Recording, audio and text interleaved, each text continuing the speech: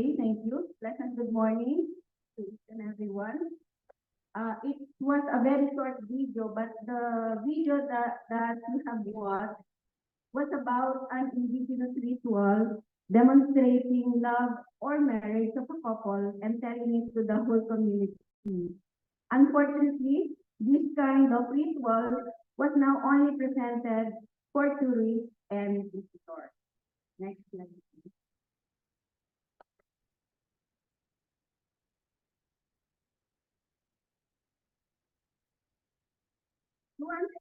We wanted you to meet Anita, a dark-skinned, kinky-haired girl with a cute smile who enjoys the company of her friends. She belongs to an indigenous community in the Philippines. And according to the UNDP, Philippines is home to over 17 million indigenous people. They tend to live in isolated areas, ranking them as one of the poorest and disadvantaged people in the world. Anita is a member of the Aita tribe who were displaced or forced to leave their homes or forests in the foothills of the Zambales Ranges in the province of Pampanga when Mount Pinatubo erupted in 1991. And since then, their social and cultural environment was forever changed.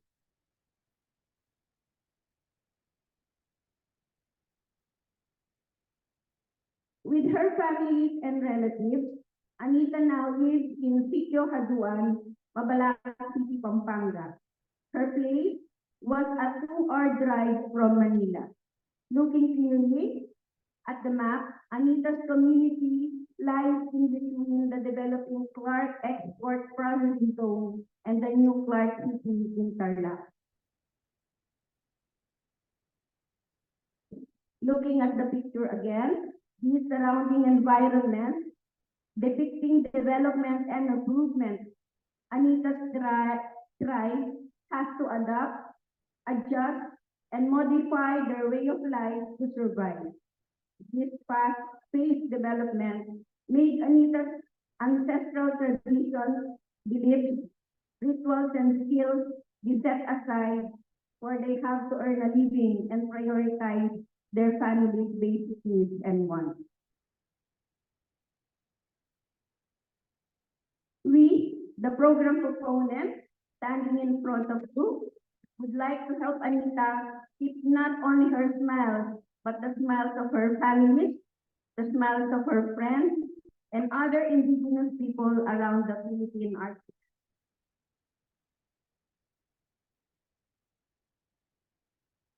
Next slide.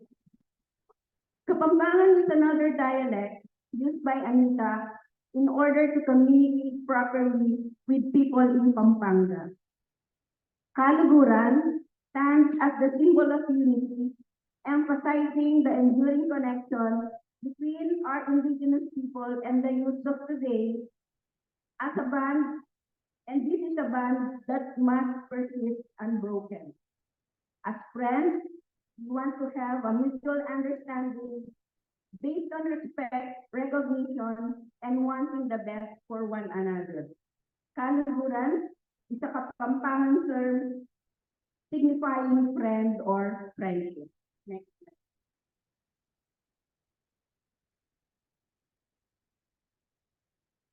What are IKSPs? These are a collection of traditional wisdom, skills, and practices passed down through generations. They are crucial, especially in the context of biodiversity, preservation, climate change mitigation, and sustainable agriculture. Next slide. Why does we focus on indigenous people? Historically, indigenous people have played essential roles in various aspects of community life, including agriculture, craftsmanship, and governance. They are skilled farmers, which nurtures the land. They are artisans, which created art that reflect their cultural heritage. And recognizing and respecting, supporting these indigenous communities are crucial steps toward building a more inclusive, equitable, and sustainable future for all. Next slide. Given the geographical proximity of Mabalacat City College to the Aita tribe, we have identified them as primary partners in realizing the objectives of the program. We call them the pilot community. Through Kayantabe, which is the Community Empowerment Office of Mabalacat City College, Anita's diminishing IKFC will be lighted up by MCC students who will be joining the program. This is where our IKSQ regeneration program comes in, and it's aptly titled Kaluguran, which as defined earlier, friendship. So this 6-week program aims to empower students to help in the regeneration of indigenous knowledge systems and practices through community interactions and immersion and through experiential learning. So that after these 3 years mainly, we will be able to produce students who will serve as catalysts for IKSB regeneration, and they will act as champions for cultural diversity and acceptance and advocate for the recognition of IKSBs in either indigenous and modern day life activities. Wherever they are, this identity should remain. Now, how might we engage students in regenerating indigenous practices? So they will be involved in 2 phases. So the first phase is the planning stage, and the second would be the implementation stage. In the first phase, of course, we will be establishing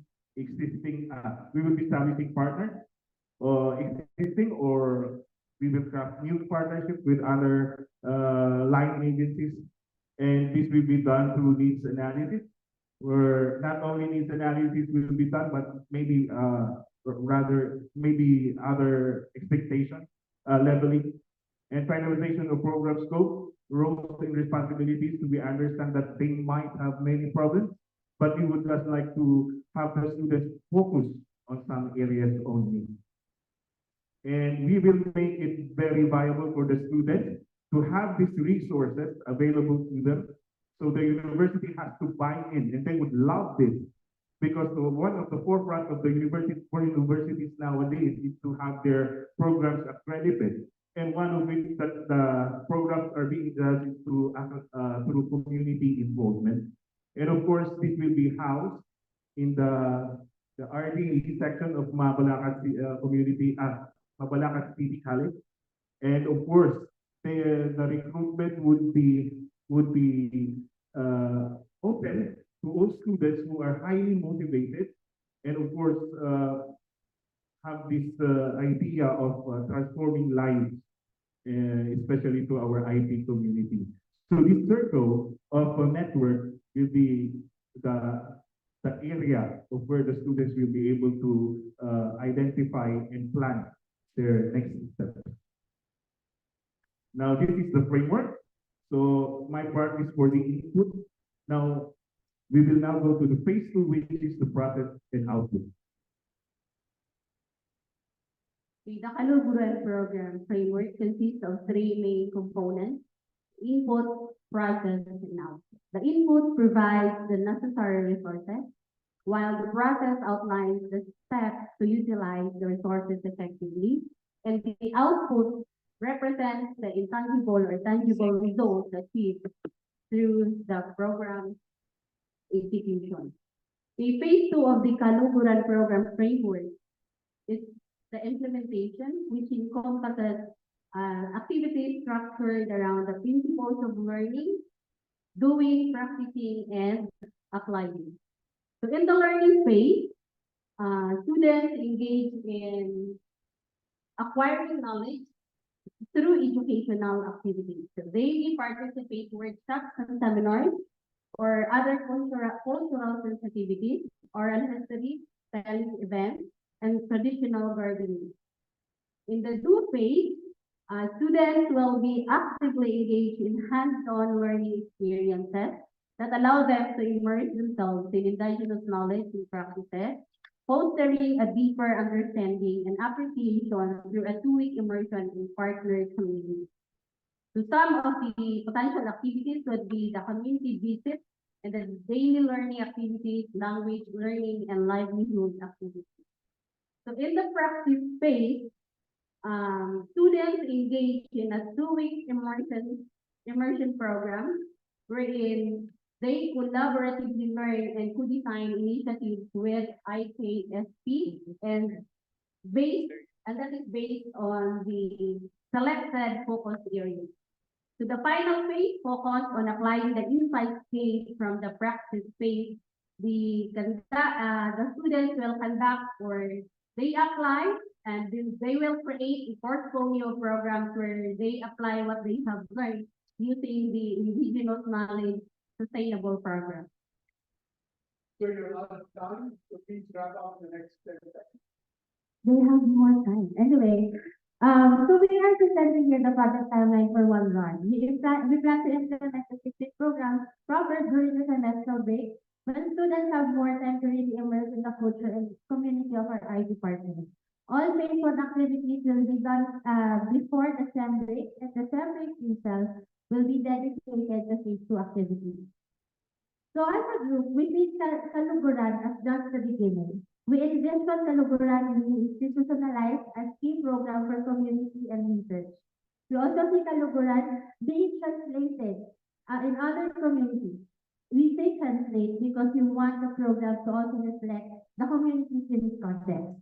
Kaluguran can be translated to more than 100 dialects of indigenous peoples and opportunities for collaboration. So, Kaluguran is Kapampangan. We can translate this to Higala in Visayan or Gayong in Ilocos.